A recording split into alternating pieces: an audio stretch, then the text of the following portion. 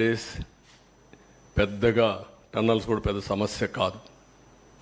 Road tunnels కొడుతున్నారు, railway కొడుతున్నారు, అన్నీ వస్తున్నాయి. ఇది ఓవరాల్గా ఇది నా బాధ, ఆవేదన. ఓసారి చాలా తపనిస్తుంది, చాలా కోపం వస్తుంది, ఇరిటేషన్ వస్తుంది. అయినా కూడా ఇది సరే, వీళ్ళ ప్రకటనలు అది వినాల్సిన పిల్లలు కూడా మీరు చాలాసార్లు విన్నారు. ఏంటి ఏనండి సరిపోతుంది. ప్రాజెక్టు పనులు మొదలైపోయాయి. ప్రాజెక్టు 2021 జూన్ నాటికి కంప్లీట్ చేస్తాము, నీళ్ళు ఇస్తామని కూడా ఖచ్చితంగా చెప్తాము. ప్రాజెక్టు మంచి స్పీడ్లో జరుగుతూ ఉంది. ప్రాజెక్టు బాగా కూడా పనిచేస్తూ ఉంది.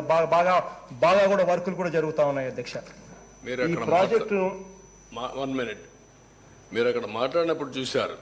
2021లో మాట్లాడుతున్నాడు. 2021 అసెంబ్లీలో ప్రాజెక్ట్ స్పీడ్గా జరుగుతుందంటాడు. అప్పుడు మునిగిపోయింది. వీళ్ళని ఏం చేయాలంటే వీళ్ళు ముఖ్యమంత్రులుగా పెట్టుకోవడం అనేది మన దౌర్భాగ్యమే కదా.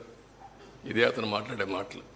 నెక్స్ట్ ఖరీఫ్ 2022 నాటికి నీళ్ళు ఇచ్చే పరిస్థితి తీసుకొని వస్తానని కూడా ఖచ్చితంగా కూడా చెప్తా ఉన్నాను అధ్యక్ష.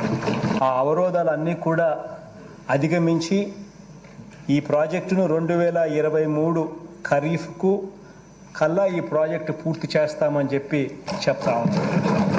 సో ఇవన్నీ కూడా అధిగమించి ఇప్పుడు దేవుని దయ వల్ల కొంచెం గాడిలో పడింది. 2025 ఖరీఫ్ కల్లా ఖచ్చితంగా గోదావరి పోలవరం ప్రాజెక్టు పూర్తి చేసి నీళ్లు కూడా పెట్టే పరిస్థితి వస్తుంది. జూలై ఆగస్టులో ఆ వరద 2025 జూలై ఆగస్టులో 41.15 మీటర్లలో నీళ్లు పెట్టే పరిస్థితి కూడా ఏది ఈ పోలవరం ప్రాజెక్ట్ అనేది వెరీ వెరీ కాంప్లికేటెడ్. అంత తేలిగ్గా అర్థం కాదు. ఏంటి అంత అర్థం కాదని గట్టిగా చెబుతున్నానంటే నాకు అర్థం కాలేదు. కాబట్టి నేను అనేక సార్లు విజిట్ చేసి స్టడీ చేసి అనేక మంది అడ్వైజర్తో మాట్లాడిన తర్వాత నేను నిర్ణయం తీసుకున్నా, ఇది ఇప్పుడు పూర్తయ్యేది కాదు అని చెప్పిన మొదటి వ్యక్తిని నేను. విన్నారు కదా ఎంత ఆలస్యం అయిపోయిందో. ఓకే,